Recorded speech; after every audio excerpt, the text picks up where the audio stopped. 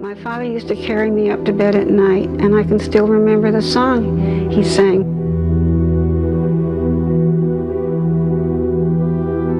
And that's part of the viciousness of incest. It's as if you're not allowed to hate your violator because it's your father.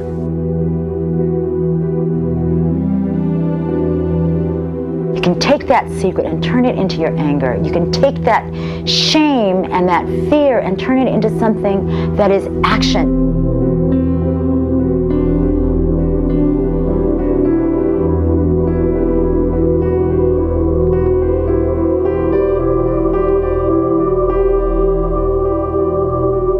We're gathered together in our game room. I'd like to have you meet the 5 women in my life. Desert silvery blue beneath the pale moonlight, coyote and lazy on the hill.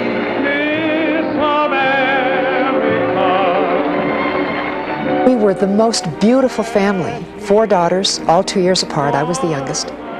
You couldn't possibly, in your wildest imagination, imagine my father sneaking down to my bedroom for 13 years and turning the doorknob.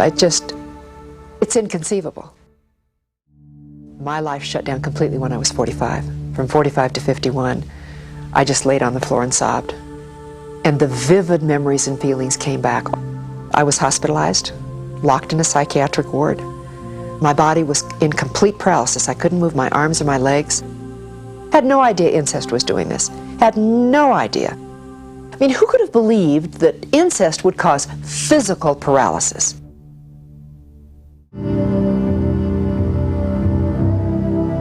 I had always thought while I was raising my family and from the time that the abuse of me ended, that was the end of the abuse.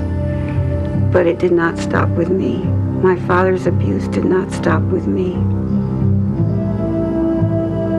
He got to some of my children.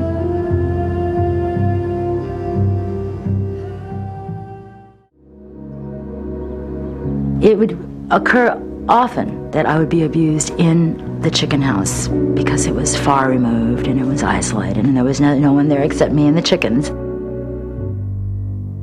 And where I would be fondled or rubbed against, the fleas would cover my hands and I couldn't move.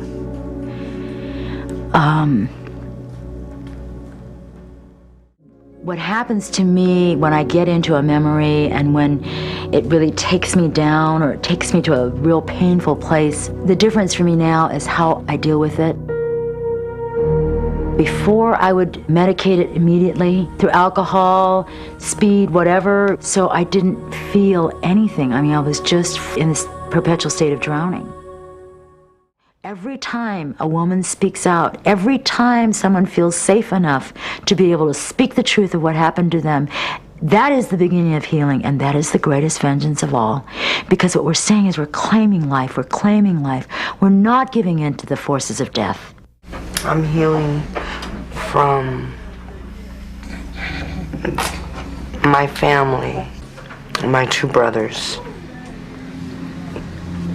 One I bared a child from, who is being raised as a sister. We knew one another by our bruises, discovered that we counted the same stars, sang the same rituals, whispered the same prayers. No, no, no, no, not tonight.